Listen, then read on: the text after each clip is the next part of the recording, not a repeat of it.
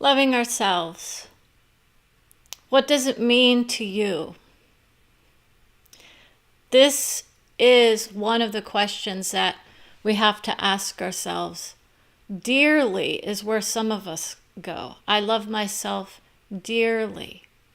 Others, as in Freddie Mercury's soul, came through with the idea of loving yourselves fiercely, because it can be a rough road for some of us who are being stomped on in our minds.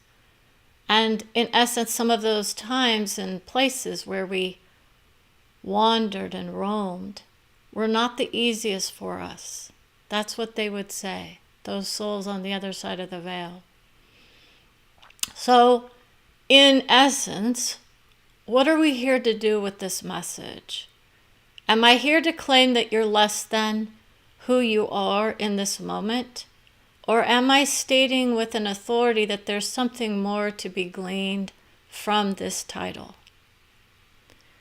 We often feel like we're in the place of I love who I am, and yet our actions or our emotions are telling us different.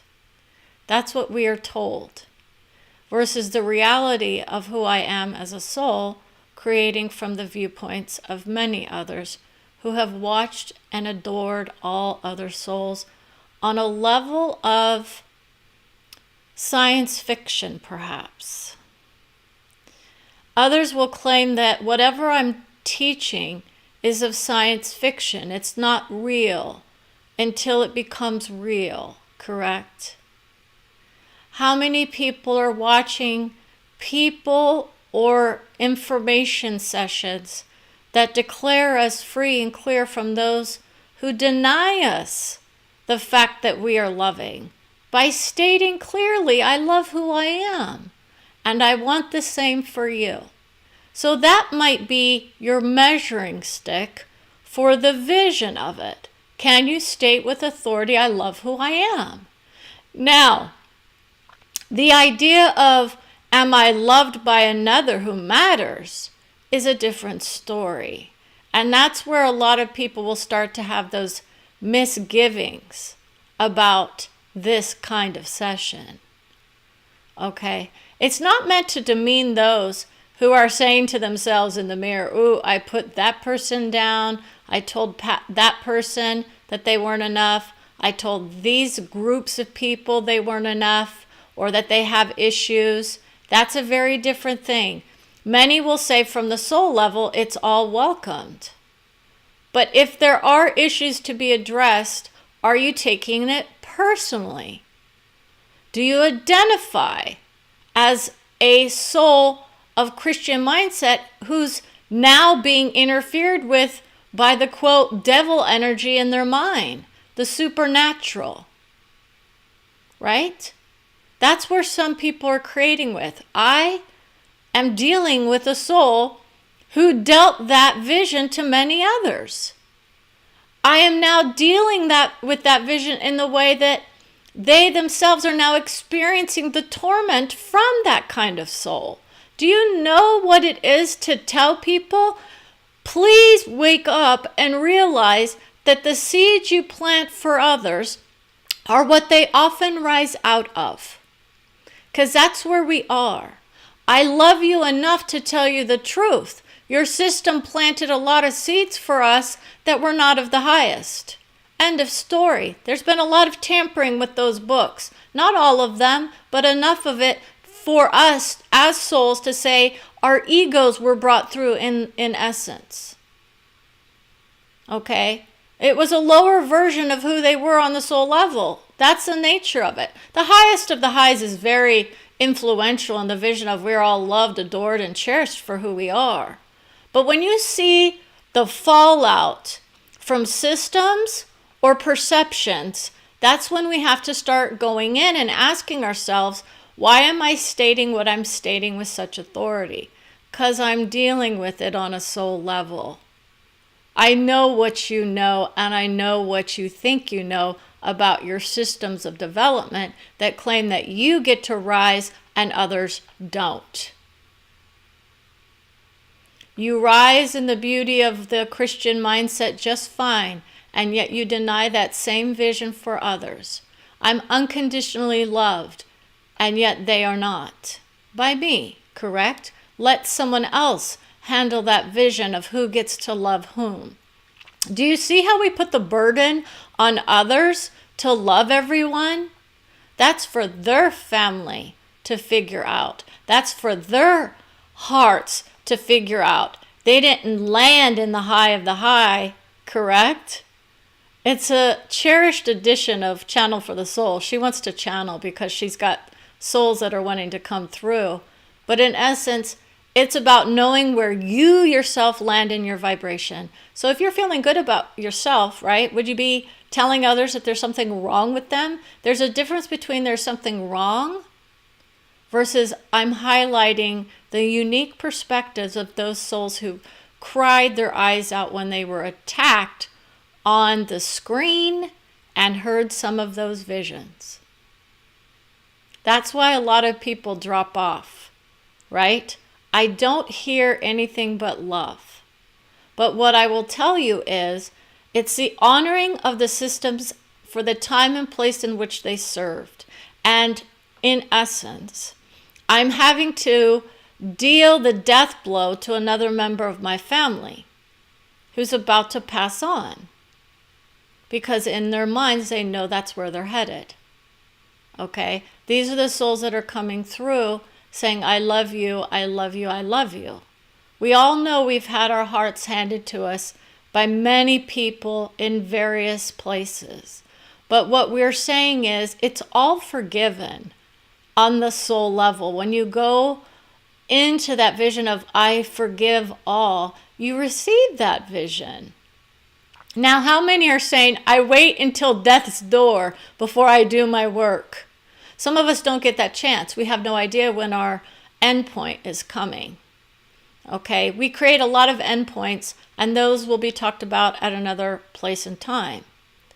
But I want you to seriously think about those who say, my life has been filled with many lessons of love, adoration, and soul worship. This is the idea that many are going for, with the idea of I worship another soul as better than me or as higher in his wisdom, knowing full well that on the soul level, gender identity is still fluid in its perception and projection. Okay? We don't have the same influx of soul as we used to. We didn't tell people they were less than. We just know that there are things happening on the soul level that many here are not aware of. And so we want people to be open to the nature of loving themselves dearly for the rest of the session. I've had to hit back on the soul level, basically identifying with the vision of when I get a soul's name brought to me and what is or isn't happening between us on a soul level, I then understand it first and foremost if I can. And what that means is it's usually a pain projection that someone is putting out for another.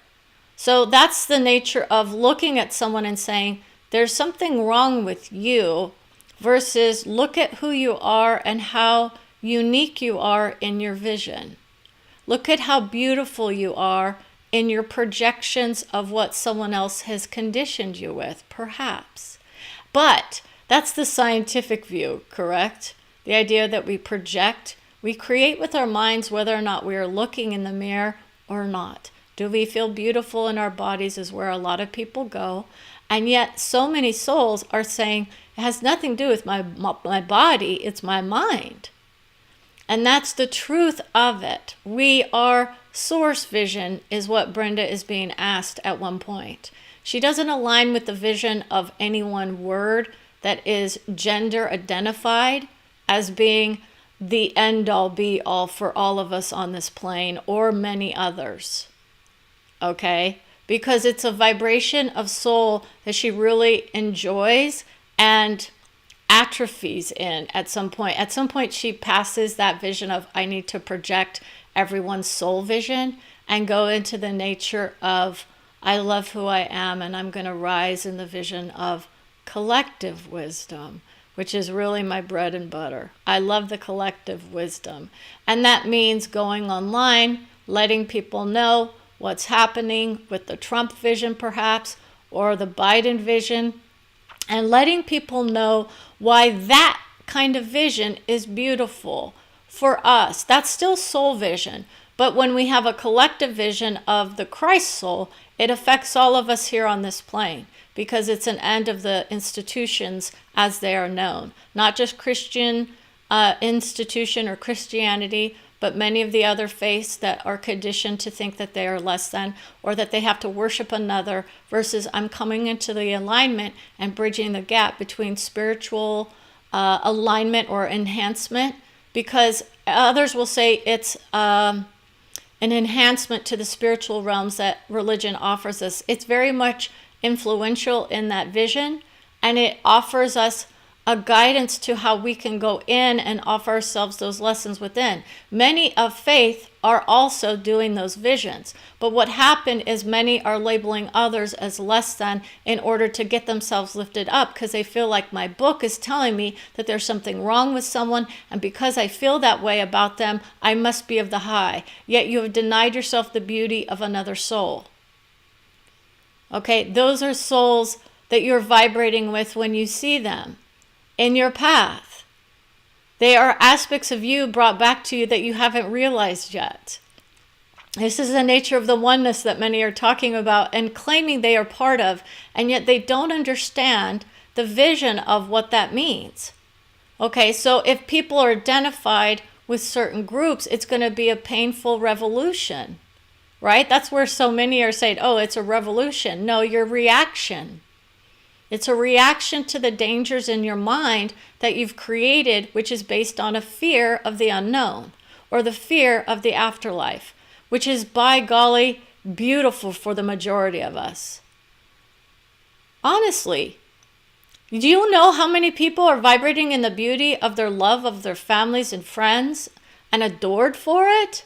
So if you have that vision, that's one of the places that you can, latch onto. Now, for those souls who were not in that place in time where they had access to the vision of love, that's why some souls come to us as the wisdom keepers, or those of the high, right? Those spiritual or masters of soul. They're mastery, embodied. They did their work. They came here with wisdom on board. We all do. We just don't know it. So it's the nature of tapping into your own soul's wisdom at some point. Not everyone is meant to do that work.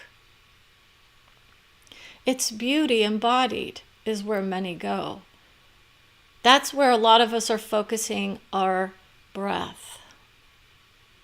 On the beauty of who I am. Not the identification with a book or a prayer, perhaps.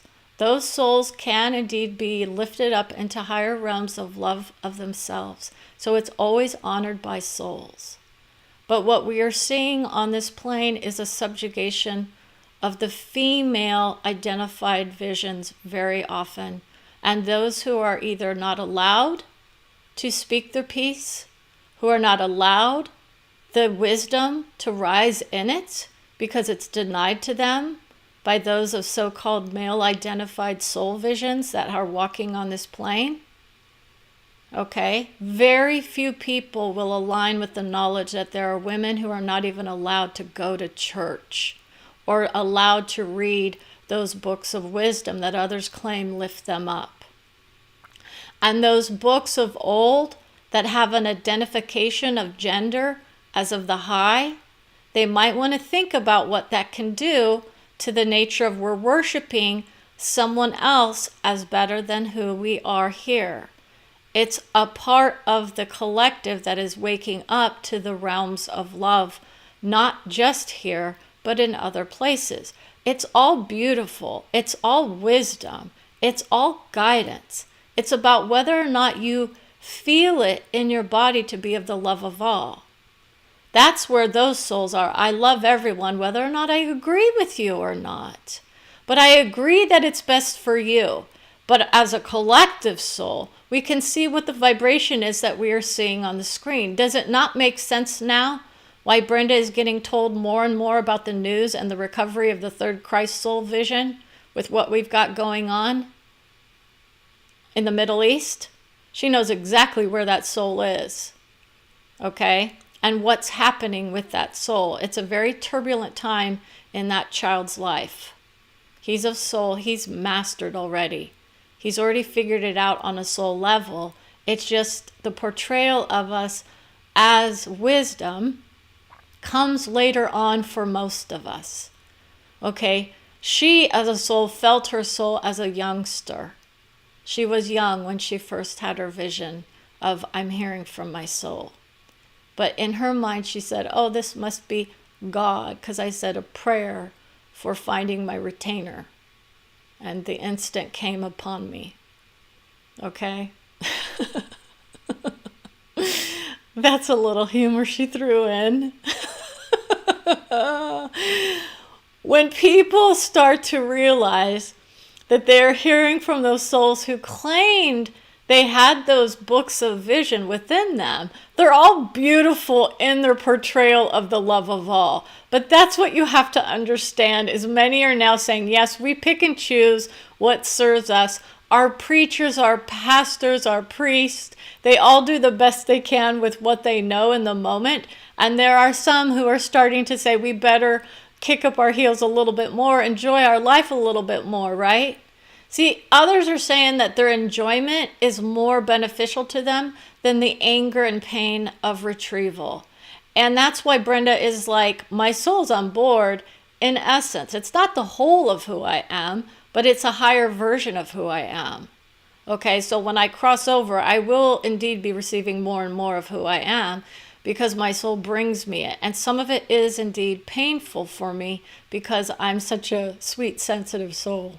I am sensitive, and so a lot of the world's projections are very negative, but in essence, when I go out amongst the people, I tend to see the beauty of what people are doing, which is not killing each other.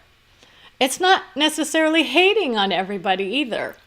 So how many people walk around town in the grocery store looking around at people and saying, I hate them, I hate them, I hate them? We know we have people who do that. That's another vision that we're rising out of.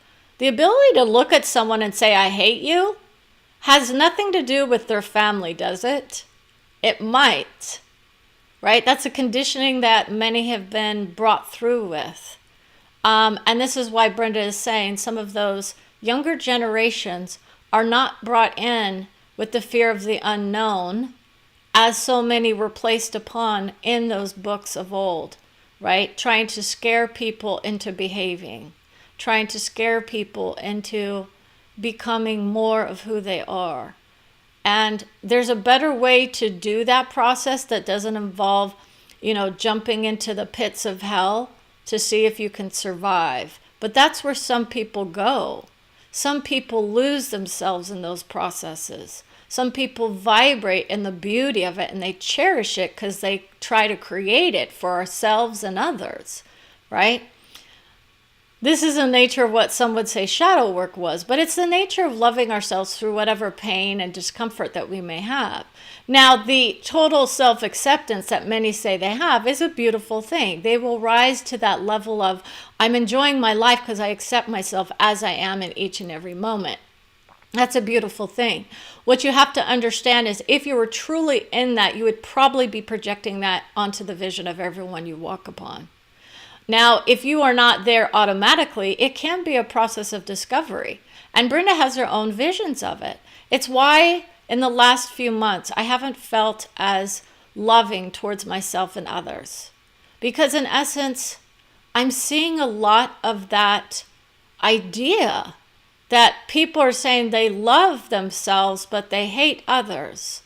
And that's a disconnect from the whole being of love. Now, it doesn't mean you have to understand their visions, because when Brenda says understand, it means she's acknowledging you as a soul, and she loves you as soul, not necessarily your choices or your decisions. She says that's for you, but it's what is impacting her. If your choices are of a collective nature, right? Not even close. It's more like, are you coming into my vision telling me there's something wrong with me? Okay? See, I don't identify with the book. I don't walk and talk book talk. I'm not saying it's not beautiful. I'm saying if you can love yourself without the aid of a book, you're on your path of glory. Okay? We're not here to try to create a dependence on anybody. This is where a lot of the spiritual enlightenment masters understand the nature of not worshiping others outside of who we are as somehow superior. Layers and layers of conditioning go off when you take off the conditioning of even someone as honored as Seth, right? He was bringing through his own vision. This is a very spiritually enlightened video. Others would say, but my Christ soul is very much different versus Jesus as he was and portrayed in that book. So you're going to get a different flavor through the third Christ soul, which is one of three. That's the Seth vision. Paul was the second.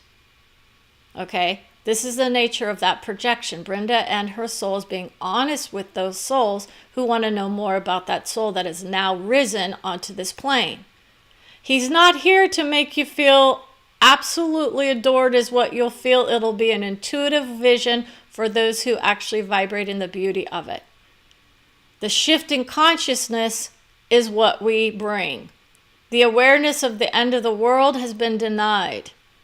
There's not enough people who are creating from the glory of the end of the world versus those who understand we are here to rise and be the beauty of love for those souls who know what a dramatic shift it can take in this world to see the beauty of everyone for who they are, whether or not they align with our mindsets or not. So if you want to glory in the end of the world, by all means do so, but I will not join you in that effort. I will say, peace be with you. You have been told a disastrous lie, most likely. There are lies aplenty on this plane related to many, many fields of vision. Politics aside, religion aside, who I am is the true teller of soul. I respect you as a soul. I honor you as soul. I adore you as soul. I cherish you as soul. Those are the words and vibrations that you hear from your own soul most often. I'm here to love, adore, and cherish you as you are in each and every moment. Whether or not you understand that is up to you. Now, when you don't hear that, that means that there might be something else going on. Interference in the mind with another is where most are. I'm hearing someone else's words try to recreate a scenario or a situation or something that tells me how to be, right? These are the ideas of dictation, right? Dictatorship that we're rising out of.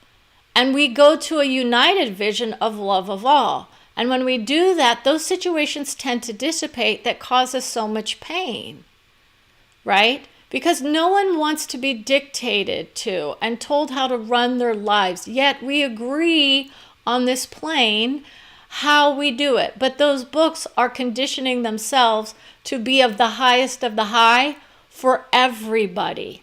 And they are not. They cannot be. They will not be. They cannot even rise as they are due to the nature of the vibration in which they're vibrating when they deny others the beauty of who they are. That's the nature of what the truth tellers say. And people don't want to hear that because they're so attached to it because it helps them to identify with something beautiful that they themselves cannot see in their own hearts.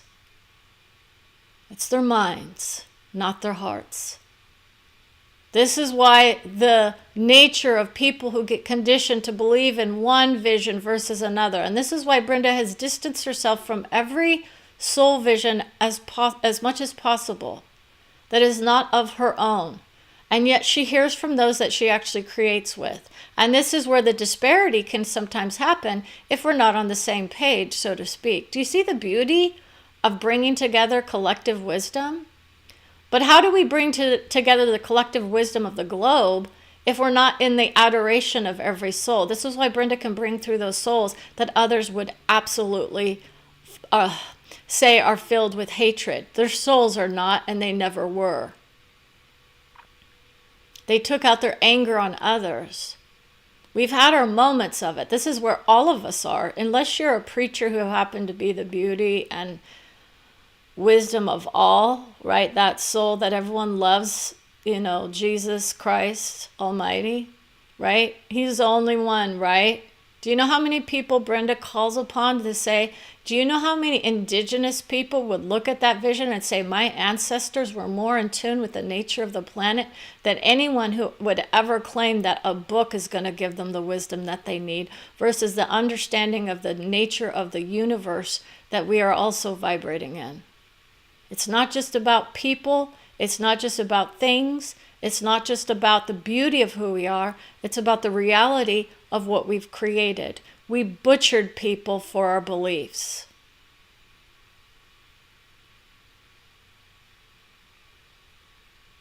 Does that sound like it's of the high?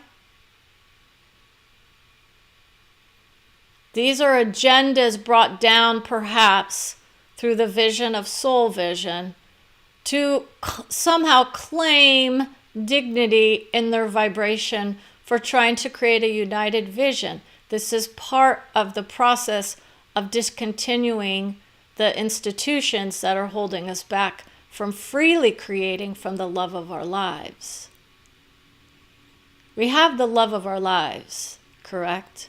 Many don't. Many are in those horrid places where they are being hurt, killed. This is where soul vision comes in, and those who have created the time and place in which they come in, what they plan to do, what they want to learn, how they want to do it, it's known. So everyone saying, let me tell you what your soul needs to do, has never understood the nature of hearing the disparity of visions depending on where they rise into. If I want to be rich and glorious, am I going to be able to do that in the vision of Jesus? Right? How many people are in that? What does rich mean to you anyways? Right? Others are saying, oh no, we can't be greedy. Whose definition of greedy is it? How many people know that those churches were filled with the bounty of gold? Many of them. Others are humbled in their vision and feel like they have to create from a place of prosperity, i.e., poverty. As long as I make it to the other side. Okay? But these are those mixed messages that many of those institutions are giving their parishioners or their adherents. Because not everyone goes to church, but they still adhere to the wisdom of the books. But do you see how it is important to understand how we create? Okay, and then if you are told one thing in church and you project that onto another, have you ever thought that maybe you're limiting yourself versus rising in the beauty of love of who you are? That's where a lot of people go, because a lot of people want people to be like them. And so if they're told that they're loved, adored, and special because they live in poverty, right? Versus those of spiritual enlightenment, which also can lead them down that road of poverty, right? But that's once you go to soul, your soul doesn't deny you anything. They support you and have your back no matter what. No one tells you anything as a soul. They can come through and try, but once you've reached the state of illumination, then you start to understand what it is that we're working with. I get to create from a place of love of who I am, where I'm at.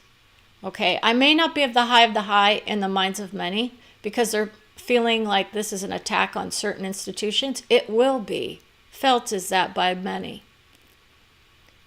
Not next week, not next year, and not in the next century is what some people are trying to plant. This is the time of his soul. Those institutions are not going to be kaput in this century, but it's well underway. We see the struggles of many to justify the institutions that are holding others in the slave state for most. I'm not able to be free to express the way that I want to express. If your book says you're loved, adored, no matter what, and no matter how you express, you've hit the right source. Now, others will say, well, we have to have some guidelines, don't we? This is why the collective comes through with the vision of laws.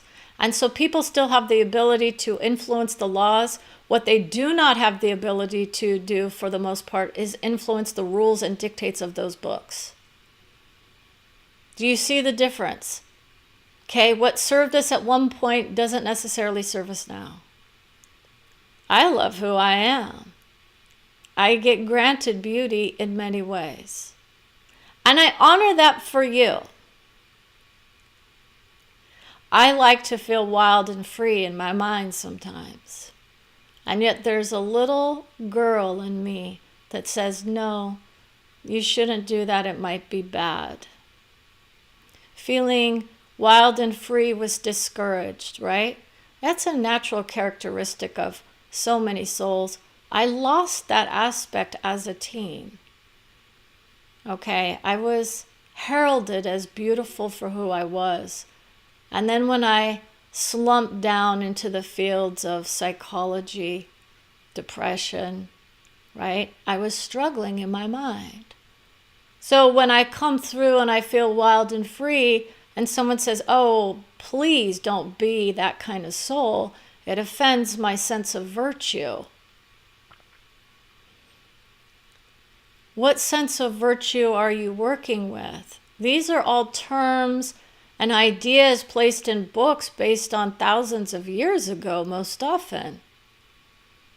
What else don't we do that they did then?